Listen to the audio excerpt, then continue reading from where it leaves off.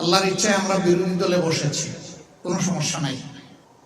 বিরোধী দলও জনগণের জন্য কল্যাণকর কাজ করতে পারে। আজকের এই উপস্থিতি এবং এই আয়োজন তার প্রমাণ। যদিও এটা বড় কিছু নয়, আমাদের স্বল্প আয়ের ভাই বোনদের জন্য জাস্ট একটু প্রীতি উপহার।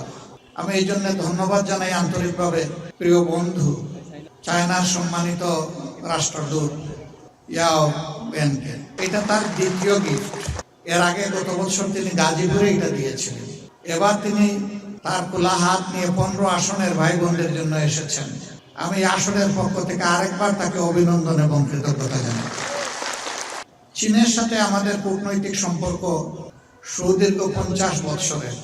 1976 সালে চীন বাংলাদেশকে আনুষ্ঠানিক স্বীকৃতি দেয় এবং তখন থেকে শুরু করে চীন বাংলাদেশের অন্যতম বৃহৎ আন্তরিক পার্টনার, উন্নয়ন অংশীদার।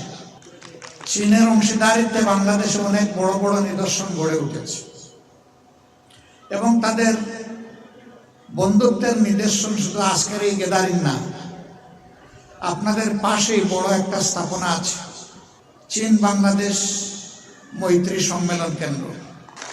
এটা পরিপূর্ণভাবেই চীনের অর্থায়নে বাংলাদেশের জন্য উপহার।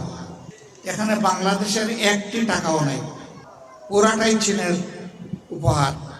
কিন্তু বিগত ফ্যাসিস্ট আমলে আমাদের এই বন্ধুত্বের নিদর্শনটা হাইজ্যাক হয়ে গিয়েছিল।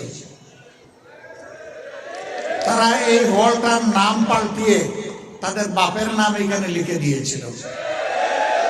এটি চরম অকৃতজ্ঞতা। এটা হতে পারে না।